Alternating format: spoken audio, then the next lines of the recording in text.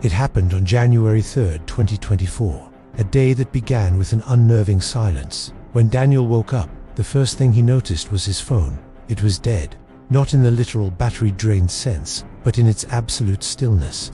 The screen was on, the signal bars were full, but there were no notifications, no missed calls, no messages from his girlfriend, Sarah, not even the usual spam texts about extended car warranties. It was a digital void. He shrugged it off. Maybe it was just a quiet morning, a fluke.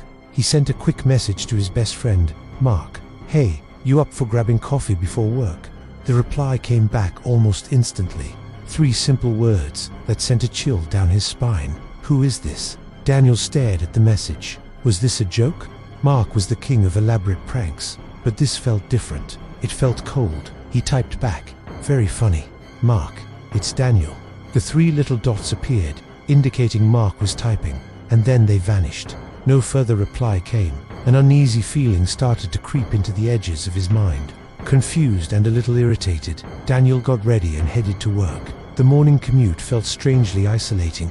People on the train seemed to look right through him, their eyes passing over him as if he were a ghost. When he reached the towering glass building of his office, the security guard, a friendly man named Barry, who always greeted him with a nod, stepped in front of him, blocking the entrance. "Can I help you, sir?" Barry asked, his face a blank mask of professional politeness. Daniel was taken aback. "Barry, it's me, Daniel, from the marketing department." Barry checked his tablet. He scrolled, his brow furrowed. "Sorry, sir, you're not on the list. I can't let you in without clearance." Daniel's heart began to pound.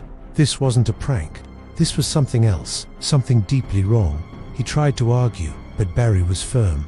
Defeated, he called his boss, Mr. Henderson. The call went straight to voicemail. Voicemail for a number that has not been recognized. Desperate, he tried logging into his work email on his phone. Invalid credentials. "This account does not exist." Panic was now a roaring fire in his chest. He peered through the glass doors of the lobby. He could see the marketing floor on the 2nd level. He could see his colleagues laughing by the coffee machine. But where his desk should have been, there was just an empty space. A potted plant stood in its place, as if he had never been there at all. He stumbled home in a daze, the city streets feeling alien and hostile. He burst through the front door of the house he shared with his parents and his younger sister. "Mom, Dad," he called out, his voice trembling.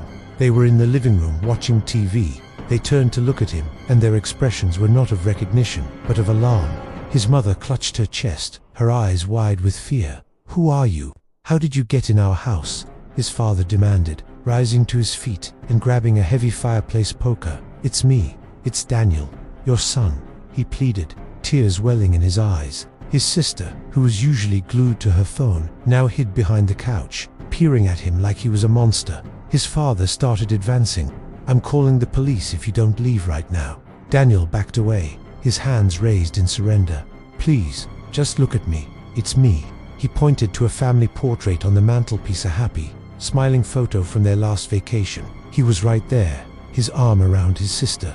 But when his parents looked from the photo back to him, they saw no connection. They saw only a dangerous intruder. He had no choice but to run. The sound of his mother's frantic call to 911 echoing behind him as he fled into the cold afternoon. He was homeless, a stranger to his own family. He spent the rest of the day wandering the city like a phantom. He tried to use his credit card to buy a bottle of water. Card declined. The cashier looked at him with pity. "Says the account doesn't exist." He was a non-person, erased from every system, every database, every human mind. But then, as he passed a store with a large, reflective window, he saw it. He saw himself. His reflection stared back, pale and terrified, but undeniably him. He frantically pulled out his wallet and looked at his driver's license. His photo was there. His name, Daniel Miller, was printed clearly. He found an old photo of him and Sarah on his phone. He was still there, smiling into the camera. The physical evidence remained. The world of objects, of data, of light and shadow, still remembered him. It was only people, only the human consciousness that had been wiped clean of his existence. That night, shivering on a park bench, his phone buzzed. It was the first notification he'd received all day. An email. The sender was an unlisted address, a string of random numbers and letters. The subject line made his blood run cold. It read, "Subject removal complete." His hands shook as he opened it. The body of the email was brief. Status: successful. Below that was an attachment, a single document. He tapped to open it. It was a list, a long list of names, thousands of them, and every single name on the list had a red line struck through it. Every name, that is, except for one. At the very bottom of the final page, untouched, was his name, Daniel Miller. As he stared at his name, a final message began to type itself out on the screen, letter by letter, as if from an invisible hand. The process is not always perfect. Anomalies occur. You were never meant to be remembered. The message blinked once and then vanished. At that exact moment, the streetlights in the park flickered and went out. The distant hum of the city faded into an absolute, deafening silence. He was plunged into total darkness, alone on the bench. He could feel a presence in the blackness around him, a cold, patient awareness. The anomaly had been identified, and now something was coming to correct the error.